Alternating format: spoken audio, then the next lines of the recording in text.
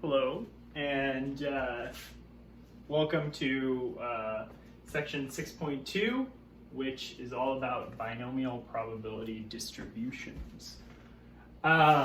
So today we're going to talk about what exactly that is, or today, I guess. I don't know what day it is that you're watching this, but anyway, here's the homework for the section. It's listed here. And, well, let's go ahead and start with what a binomial experiment actually is. It's a probability experiment, and it's sectioned off into a series of trials.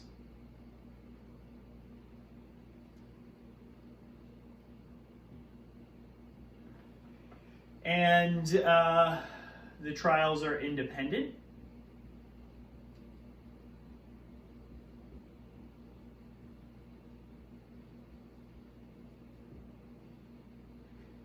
The results of the trials are either success or failure.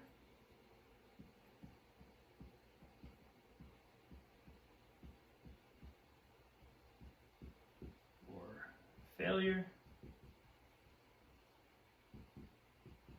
I'll put that in quotes because we're going to interpret what success and failure means. And this third step is kind of like the key. This is the reason we call it a binomial experiment, is because there's two possible options. And then the fourth thing is that the probability of success stays the same throughout all of the trials. So it doesn't fluctuate at all, it's going to be the same. Okay, so just some notation before we move forward. We're going to use M to indicate the number of trials. When we're talking about a binomial experiment. And P will be the probability of success.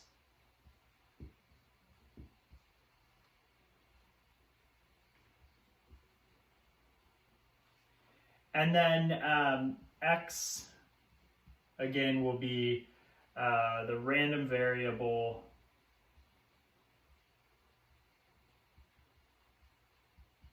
in our experiment. And this is usually going to be interpreted as the number of successes in n independent trials. So number successes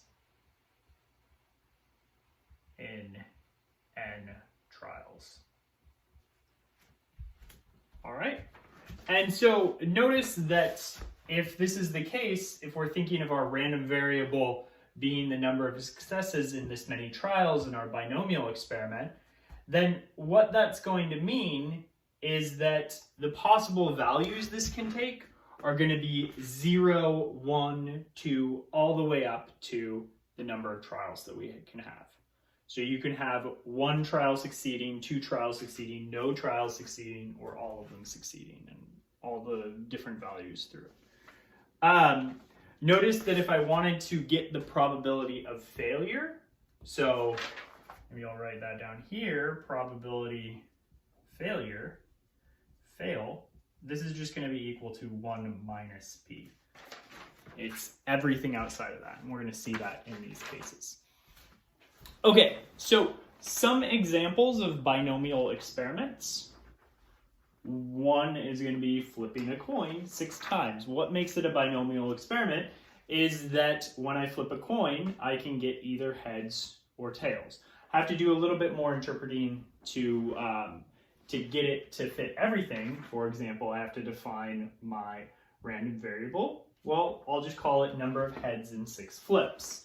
And then what happens is our success becomes the success is flipping a head each of those times.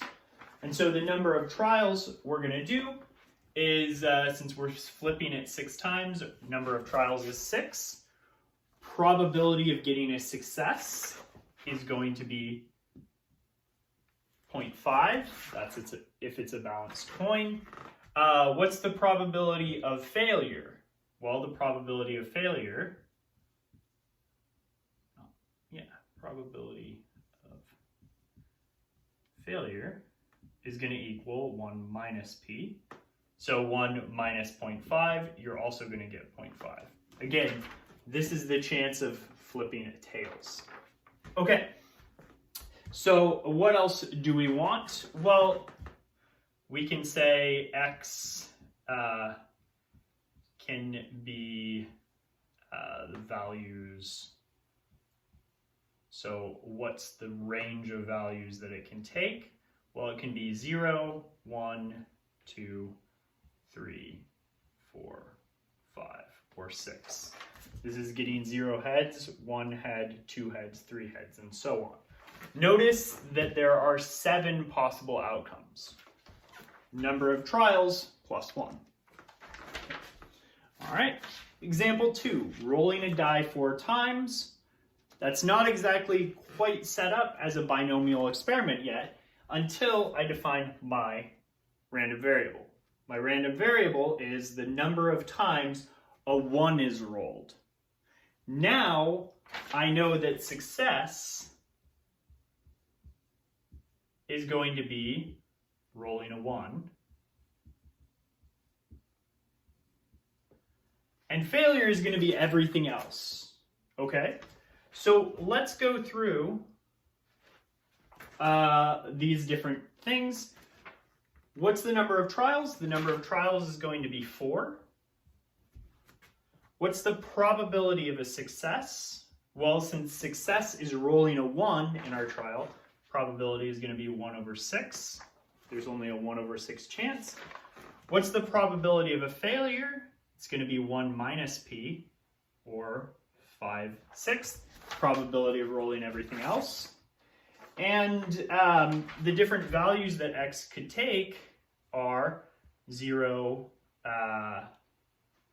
1, 2, 3, 4. This is the probability of never rolling a 1, or this is never rolling a 1, rolling a 1 once, rolling a 1 twice, and so on. Okay, the next example we have is the proportion of cyclists in the US is 12.4%. If we take a random sample of 80 people from the US, then our random variable is going to be the number of people in our sample who are cyclists. Okay. So we have to think through, how do we interpret this as a binomial experiment? Well, what we want to do is we want to apply our trials to each person in our sample. So that's how we're thinking about it. And so what we're going to do is think of each person as the trial. So n is going to be 80. And then success is going to be defined as a person in our sample being a cyclist. So the probability is going to be 0.124. That's going to be the probability of a success. And then what's the probability of failure? It's going to be 1 minus p, which is going to be 0.876. And so this is probability of success. And this is probability of failure.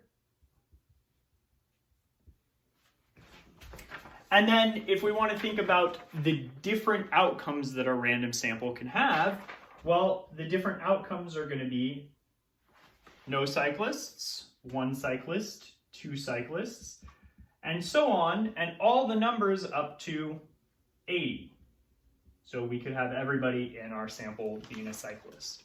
And so again, possible outcomes are number of trials plus 1.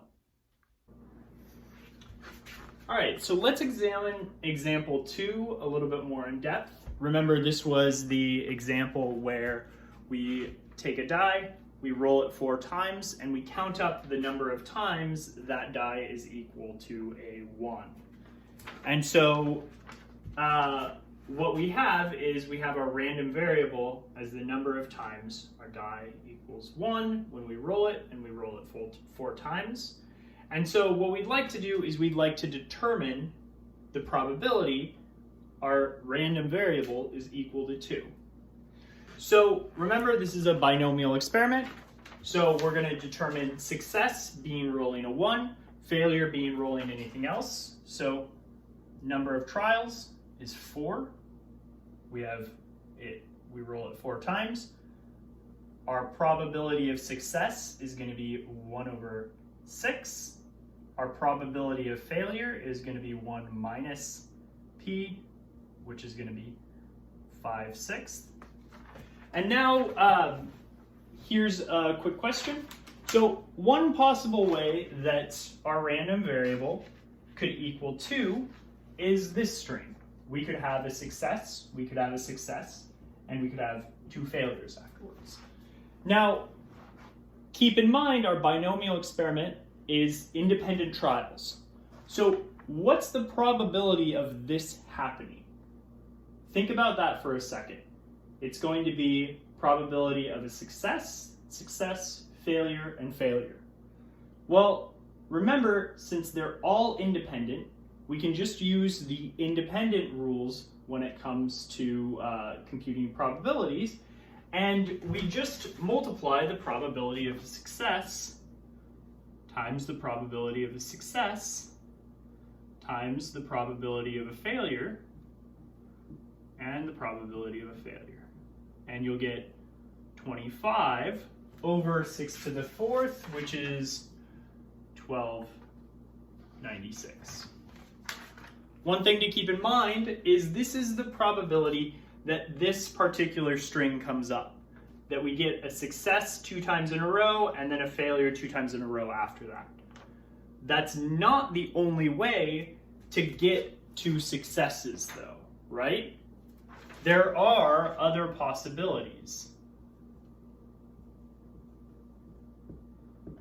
For example, we could get success, failure, success, failure. We could get success, 2 failures, and another success.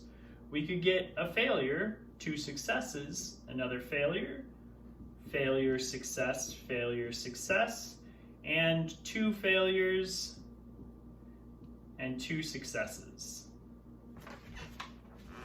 So these are the other possibilities, and each with probability 25 over 1267 happening. And so if I want to know the probability of x becoming 2, of a random variable equaling 2, well, I just add all of these probabilities up. So what I would get is I have 6 possibilities, each of them with the same amount of probability, and so I'd have 6 times 25, 1296, or if you want, this is going to be 25 over 216, which is about 0.116. So another way to read this is if I was to perform this experiment 1,000 times, I would expect that 116 of those times I would get 2 successes. All right, that's fair. One thing to keep in mind about this is notice this number, 6 times 25 over 1296, is the same thing as 6 times 1 over 6 raised to the 2 times 5 over 6 raised to the 2. This is the number of successes, this is the number of failures, and this is the probability of success, this is the probability of failure, and this is the number of ways we can write 2 successes into our string of failures. So keep that in mind, because really you can think about this as 4 choose 2, number of trials choose 2 successes, times probability of success raised to the number of successes times probability of failure raised to the number of failures. And remember, there's a complement nature to the number of successes and the number of failures based on the number of trials we have. If we have 4 trials, 2 successes, then we're going to have 4 minus 2 failures. All right, so if we want to put this together into a binomial probability distribution function and get a general formula for what this is saying, what we're doing is, if we have the probability of x successes in n independent trials,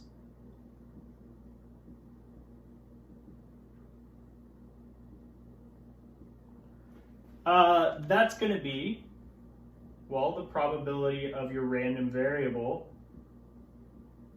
equaling x is just going to be n choose x times the probability of x, or probability of success raised to the number of successes, times the probability of failure raised to the number of failures, n minus x. And so this is going to be the way to determine probabilities when you're working with binomial distributions. Okay, so here we're going to use the binomial probability distribution function. So we have that written over here, and here we have 2 examples. The first one is going to be where our random variable is the number of heads in 6 coin flips. And so keep in mind, in this case, the number of trials we're talking about is 6. Probability of the success is going to be 0.5. Probability of failure is going to be 0.5. And so if we want to determine the probability of our random variable equaling 5, that's going to just be 6 choose 5 times p raised to the, how many successes do we want? 5 times 1 minus p raised to the 6 minus 5. And then I can simplify this stuff. This is going to be, again, 6 choose 5. I can plug in 1/2 here, raised to the 5, times 1/2 raised to the 1. And this will be 6 over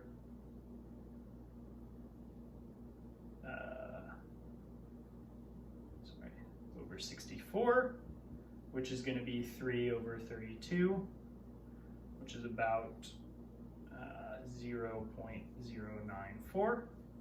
Again, think about it. If I was to run this experiment 1,000 times, this is telling me that I would get about 94 of those times having 5 successes. That's how you want to read that.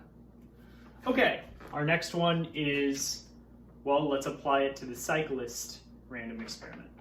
So remember, in this case, we have number of trials equals 80. The successes we want are going to be 25. And the probability of success is going to be 0.124. Probability of failure is going to be the complement of this number, so 1 minus this, you're going to get 0.876.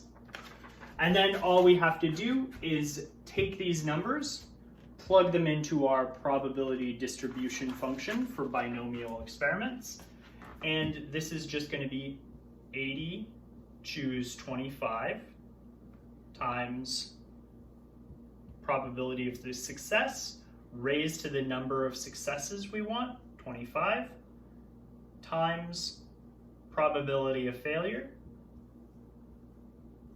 raised to the number of failures. So if you have 80 successes, 25 successes in 80 trials, the number of failures you're going to get is 55. And when you compute this number, you're going to get 0.000005416. Very small. So as long as we're granting that this is actually the proportion of cyclists in the United States, and we know that we have a random sample, a truly random sample, what this is saying is that it's very, very, very, very, very unlikely. Okay, so when we're dealing with a binomial experiment, the expected value and the standard deviation actually get a little bit simpler to compute. So in this example, again, remember n is going to be number of trials, and p is the probability of success.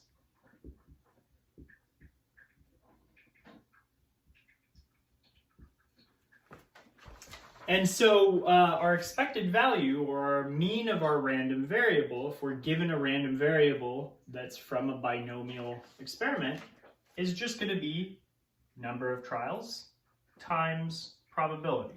It's a lot simpler than our the one in general. And the standard deviation is just going to be, well, it's going to be n times p, the mean, times 1 minus p, probability of failure, and then you take the square root of it. So both of these equations get a lot simpler when we know we're working with a binomial experiment. So for example, if we wanted to compute the expected outcome of number of heads when we roll when we flip 6 coins. I don't know when you roll a coin. It's weird. You would just get, well, how many trials do we have? 6. And what's the probability of a success? 1/2. So your expected outcome would be 3, which makes sense because, again, you're flipping a coin, 2 possible outcomes, both equally likely, so we would expect that you would get 3 of them to be heads, 3 of them to be tails. It fits with the terminology. And the standard deviation, what we're going to do is, again, it's just 6 times 1/2 times 1/2. Number of trials times probability of success times probability of failure. And so you would get something like this. It would be like the square root of 6 divided by 2. Whatever that number is. All right. Number of cyclists in a sample size of 80. How would we figure out the expected value? Well, again, remember the probability of success is 0.124. The probability of failure is 0.8. Oh, I forgot this one. It's just 1 minus this. 876. And so what we would do is number of trials, 80, times probability of success. And I don't have my calculator with me. It's sitting on the table. But you can compute this, and that would be about the expected outcome there. Actually, let me grab that. So what we would get is 80 times 0.124. So you would expect about 9.92, which again isn't a possible outcome. You can't have 9.92 cyclists, but it is possible to have about 10 in here. selection. So that might be why you could think, oh, well, it would be highly unlikely to get something so high as 25. All right, so here is the standard deviation. Let's just compute that. It's just going to be 80 times 0.24 times 0.876, all under the square root. And if we compute that,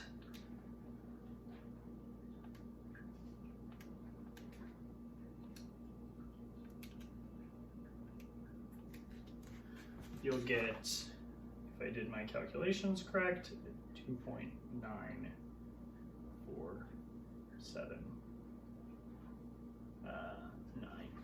something about like that. Next thing I want to talk about is graphing distributions. X is a discrete random variable. We can graph the distribution of X using a table. So for example, if X is a binomial random variable. So remember, this just means it's a discrete random variable that comes from a binomial experiment or a binomial situation. So what's happening here is we're just going to list the possible values that our random variable can be. It can be 0 all the way up through n. And where n is the number of trials, so keep that in mind, number of trials. And then, so these are going to be the x values, these are going to be the y values, and then the y values are just the corresponding probabilities. And if you graph that, you're going to get a distribution function. All right, so here is our binomial distribution. Here's our function here, and we have it set to n trials. And then probability of success, we have it set to 4 here. I'm actually going to switch that down to 2 because I want to show you something. So turn it down to 2. So after I post this video, I guess in the description, what I'll do is I'll post a link to this because I think this binomial distribution, I want to update later.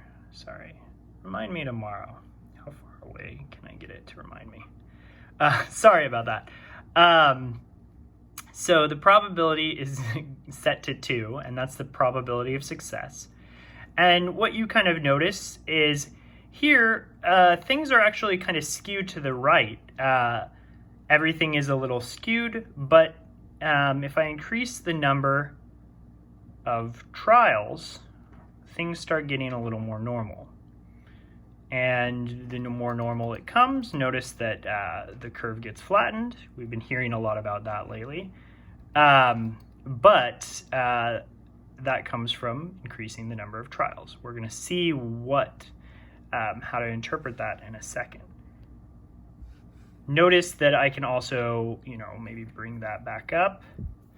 And, oh, someone wants to say hi. Sorry about that.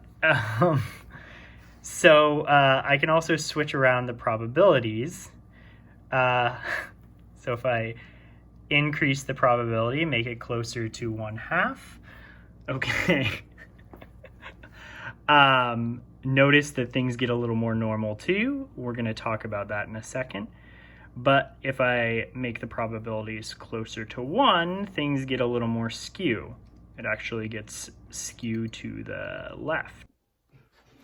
All right, so now we're going to talk about using the empirical rule when it comes to probability distributions. So remember, the empirical rule says that if distribution is normal,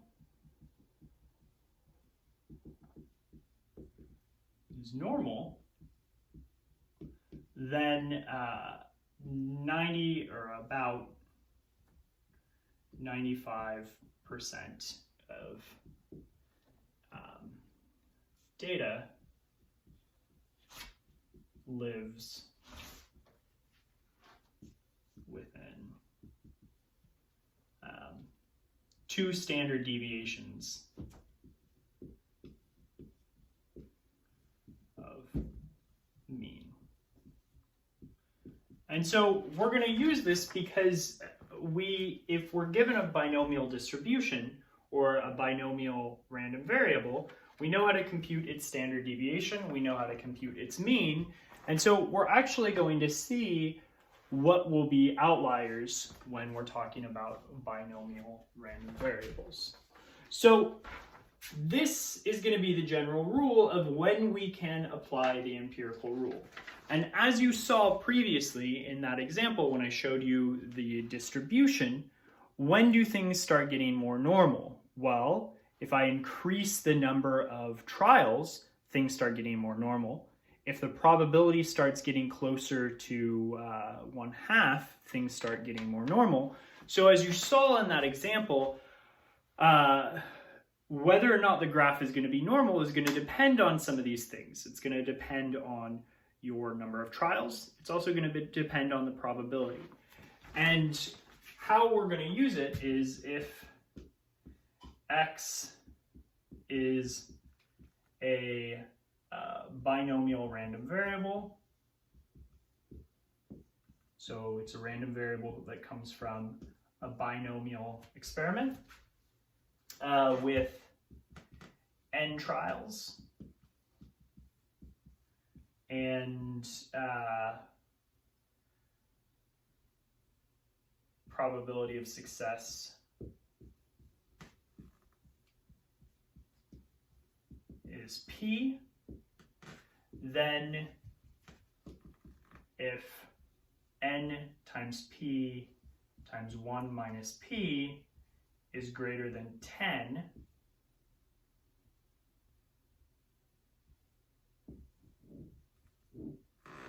distribution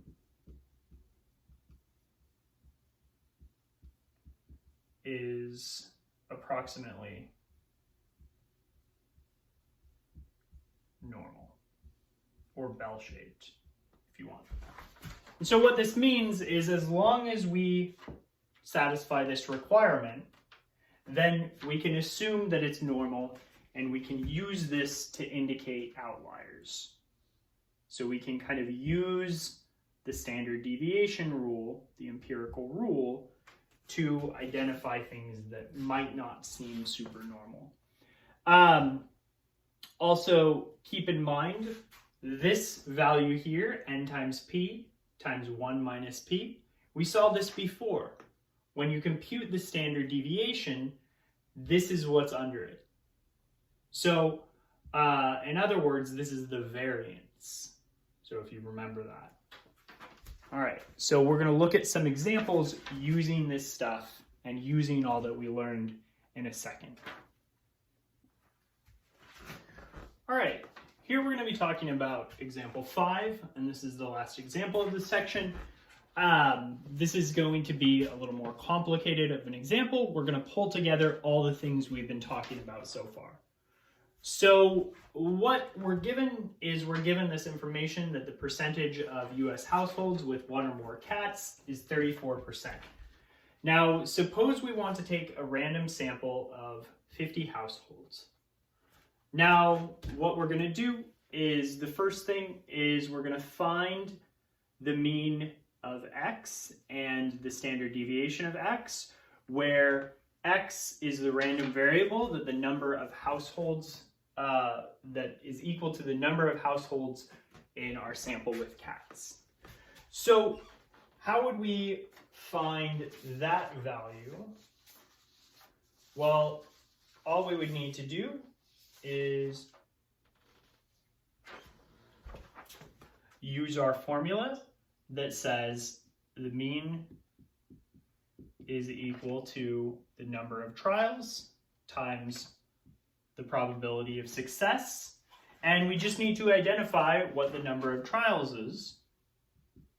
It's 50 because we have 50 households, and the probability of success is given to us here, which is 34% or 0.34. And so what you'll get is you'll get 50 times 0.34 is going to give you 17. So we could expect about 17 households in our sample having cats. And then if I wanted to compute the standard deviation, I again just follow the formula, which is going to be n times p times 1 minus p. And if I plug those values in, what I get is 3.350. Now, B, we're going to have to think about how to answer this question. B says, would it be unusual for our sample to have 25 cats? So this word unusual, we need to figure out how to interpret it.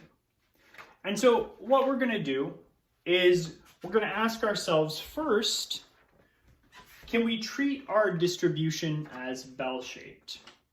And first thing we're going to do is compute n times p times 1 minus p.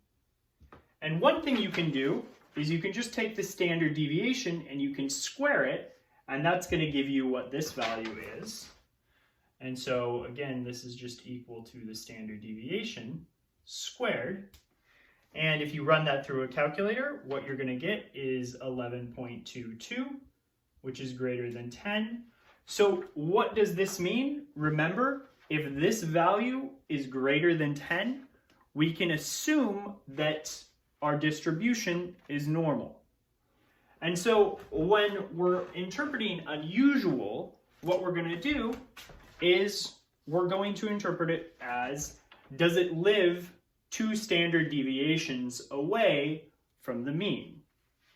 And yeah, if you think about where this stuff is, here you have the mean of the variable, and if you go out 2 standard deviations from the mean in the negative direction, or to the left, you're going to get about 10.3. And if you go about 2 standard deviations in the other direction, 2 times the mean, or the standard deviation, you're going to get about 23.7. And so remember, the empirical rule says that 95% of all samples are going to have values in this range. That means that the outcomes coming from 11 to about 24, or let's say 10 to 24, are going to encompass 95% of the samples. So if you were to take 100 samples of 50 households, 95% of them are going to have number of cats lying within this range. So the answer is going to be yes, because 25 lives a little bit outside of that. It's going to be an unusual outcome. So that's how you're going to interpret unusual, is does it live outside this 95%? And we can answer this question, again, pretty easily because we can treat everything as normal. We have that empirical rule. Okay, so the last thing we want to do is we want to find the probability that at least 25% of our households have cats. And so to do this, we have to be a little tricky because we have to talk about what does this mean, at least 25% or 25 of our households have cats. It means we want to find the probability that our households could have 25, 26, 27, and so on, and we have 50 households, so that's going to be quite a bit. So one thing you could do is you could say, well, again, this is the probability. You could write it like this, that X is at least 25. So this is going to be the probability that it's greater than or equal to 25. And one way you could do it is you could think, well, the outcome can only be one of these, so I could figure out the probability that x is equal to 25, could figure out the probability that x is equal to 26, and so on, as it keeps going, all the way up to x bar is equal to 50. And unfortunately, that's going to take a while. So we don't want to do it this way. Instead, what you can do is there's going to be a function in your calculator. I'll show you how to do it. It's binom CDF, which, if you plug in the number of trials, the probability of success, and the number of successes that you want, so this is trials, probability success, and number of successes, then if you use the binomial CDF function, what it's going to give you is it's going to give you the probability that x is less than or equal to this number of successes. So this is the binomial CDF function. And I'll show you where that is in a second. But let's be careful here, because this isn't exactly what we want, right? We want the probability that x is greater than 25. So how would we do this? What we can do is we can look at the probability of x being greater than or equal to 25, and we can say, oh, well, this is the same thing as the probability of x being strictly greater than 24, because it can only be 25, it can only be whole numbers. So I can interpret it as that. And this thing is just going to be equal to the complement probability of x being less than or equal to 24. And from this, I can go 1 minus the probability of x being less than or equal to 24. And so what I can do then is I plug it into my calculator and I do the binom CDF function, where n is again 50, p is my 34%, and the number of successes I want here is 24, because that's that number there. And I can figure this out, and what I get is this is going to be about, when I subtract this, 0.0141, or about 141%. Okay, so let me show you how to do that on your calculator. So what I do here is, the first thing I do is I go into second, and then I go into var, and that'll take me to the distribution. And then if I go all the way down, or if I go up and I find binomial CDF, that's the one I want to select. And then if I, again, plug those numbers in, so what I had there was 50, comma, 0.34, comma, 24. So like that, press enter, and that gives me 0.98585. And then if I subtract that from 1, I'll get exactly what I want.